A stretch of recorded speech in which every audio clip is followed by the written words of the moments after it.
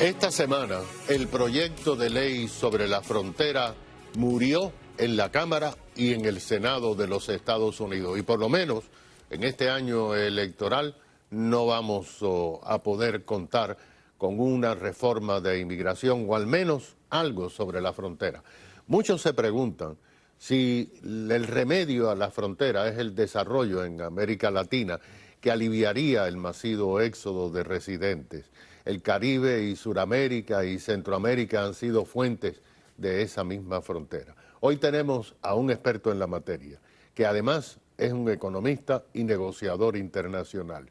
Con nosotros desde Washington se encuentra el doctor Isaac Cohen, presidente, director ejecutivo de Inverway, una compañía privada que gestiona el desarrollo empresarial en el hemisferio occidental. Bienvenido, doctor.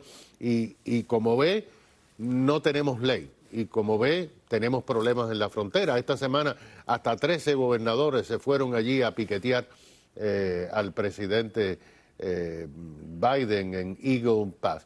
Pero usted tiene una experiencia extraordinaria en el desarrollo de la América Latina, por su trabajo en la CEPAL, en las Naciones Unidas. Y una de las propuestas que se hace para aliviar la inmigración es el desarrollo de algunos países. ¿Es posible esto en las condiciones actuales de América Latina, el desarrollo? Yo creo que tenemos una situación difícil porque Estados Unidos está en un año electoral y muchas de las cosas que están pasando tienen que ver con las elecciones. Entonces, el tema de la frontera se complica considerablemente porque en Estados Unidos pues están los dos grandes partidos luchando por conquistar el poder en las próximas elecciones y el tema de la frontera enreda políticamente. Porque yo creo que los temas de la frontera se solucionarían si hay desarrollo en América Latina. Yo estoy de acuerdo con eso. Las economías de América Latina tienen que progresar más para que la gente no se quiera ir a trabajar a otro lado. Porque la razón por la cual las personas emigran es porque están buscando un futuro mejor. Y por eso vienen al mercado de Estados Unidos, que es uno de los mercados laborales que se encuentra en este momento en una etapa de expansión, como pocas veces habíamos visto. Entonces, es cierto, tiene que haber desarrollo en América Latina, pero también tiene que haber en Estados Unidos orden y que los dos partidos se pongan de acuerdo para encontrar una solución. En este momento estamos recibiendo migración de países dictatoriales y autoritarios, pero como usted señala, hay países que viven en democracia, de los cuales también hay una fuga de cerebros. Estamos viendo que se han ido incluso jóvenes profesionales, lo hemos visto en Ecuador, 600.000 jóvenes profesionales que se han ido del país después de tener sus carreras. ¿Cómo pudiera Estados Unidos? Tendría que crearse una política de Estado, doctor, para fomentar el desarrollo, al menos en estas naciones democráticas. Efectivamente, tiene que haber desarrollo en América Latina, pero también tiene que haber un proceso ordenado para que las personas puedan venir a Estados Unidos, porque hay que decir que Estados Unidos demanda mano de obra. Esta economía, para poder crecer, necesita traer trabajadores de afuera. ¿Sabe por qué? Porque ya los americanos no quieren tener tantos hijos. Y en Estados Unidos ya llegamos al punto en donde hay más defunciones que nacimientos. Entonces, si queremos hacer crecer la economía de Estados Unidos, tenemos que importar mano de obra. Mano de obra calificada y también mano de obra menos calificada. Porque alguien tiene que recoger las fresas y las lechugas que se cultivan en California para que las comamos en el este del país. Sin eso no tendríamos eso. Entonces, el tema migratorio es un tema que tiene dos aspectos. Primero es el crecimiento en América Latina. Yo estoy totalmente de acuerdo con ese planteamiento. Para que las personas encuentren un futuro en sus países y no quieran emigrar. Pero por otra parte, tiene que haber un proceso ordenado en Estados Unidos para atraer los trabajadores que se necesitan para hacer crecer la economía. Yendo a conflictos que tiene Estados Unidos, doctor Cohen, vemos que Estados Unidos tiene varios frentes abiertos potenciales, pero, y usted es un experto en economía, el estrecho de Hormuz y los ataques a barcos occidentales por los Houthis, algunos expertos ya dicen que el worst case escenario, el peor escenario es un aumento del barril de petróleo hasta $200 si es que comienzan a atacar bancos petroleros. En su opinión, ¿este es un conflicto del cual hay que preocuparse bastante? Pues mire, todos esos conflictos son muy preocupantes, especialmente si afectan la libre circulación en los mares, porque ese es uno de los principios básicos del comercio internacional, que haya libertad de navegación. Entonces, si hay problemas con eso, seguramente se va a reflejar en el precio del petróleo. Pero déjeme decirle que en la actualidad tenemos conflicto en Europa, en Ucrania.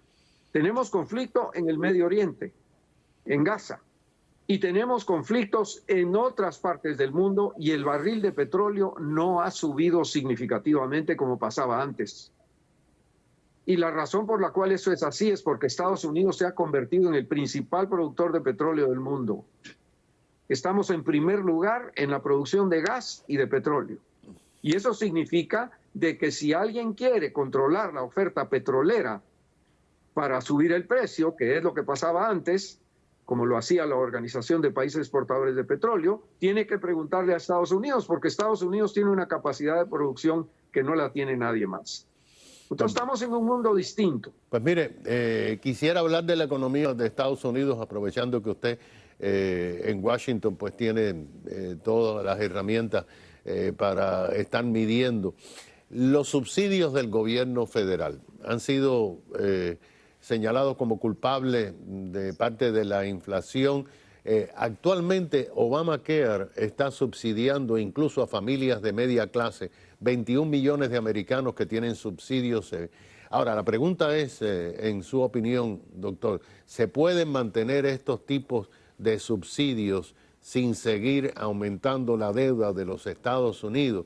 ¿Y qué representa esa deuda para nosotros, los que estamos aquí caminando por las calles y comprando en los mercados y tratando de sobrevivir? Así es. Mire usted, la economía de Estados Unidos está muy fuerte y está combatiendo la inflación con éxito. Y lo interesante es que la inflación está bajando y el empleo está subiendo. O sea, estamos logrando controlar la inflación sin lesionar el empleo. Y esto es un acontecimiento realmente extraordinario en la política económica de este país. Pero la economía de Estados Unidos tiene una capacidad impresionante. Los subsidios que se dieron durante la pandemia, porque las familias recibieron cheques de $1,000 cada una para soportar los efectos de la pandemia. Eso provocó inflación. Pero la inflación está siendo controlada y está bajando. Y vuelvo a decir, lo interesante es que está bajando y el empleo está subiendo.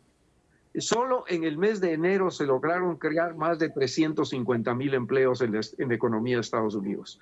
El año pasado se crearon casi 3 millones de empleos nuevos. La economía está fuerte y está controlando la inflación sin lesionar el empleo. Pero también estamos viendo que hay compañías que están despidiendo y eso, y también el Departamento del Trabajo, y me refiero a eso por lo que usted ha mencionado, dice que los trabajadores se están quedando más tiempo, que ya no se mueven tanto como antes, que le ofrecían bonos, etcétera. O sea, en su opinión, ¿hay un mercado laboral estable en este momento? Mire, el desempleo está en 3,7%. 3,7% de desempleo, eso es muy bajo. Eso no se veía en 50 años. Tenemos 2 años de estar así. La economía de Estados Unidos está fuerte porque está creando empleo. Y para eso tiene que crecer la economía. Y al crecer la economía viene la demanda de trabajadores, porque de lo contrario hay que subir los salarios. Si usted no quiere subir los salarios, lo que tiene que haber es más oferta de mano de obra. Y en Estados Unidos lo que está pasando en este momento, hace poco no se podían conseguir trabajadores en ciertos sectores de la economía. Por ejemplo, el sector servicios, el sector de entretenimiento, en donde muchos hispanos trabajan. Eso es muy importante para mantener un nivel de empleo aceptable. Y el desempleo en Estados Unidos está muy bajo, en 3,7%. Doctor, muchísimas gracias y gracias por ese análisis que nos ayuda por lo menos a comprender cómo estamos al iniciar el 2024. es el doctor Isaac Cohen, presidente y director ejecutivo de Inverway, una firma que promueve desde Washington el desarrollo en la América Latina. Enseguida regresamos.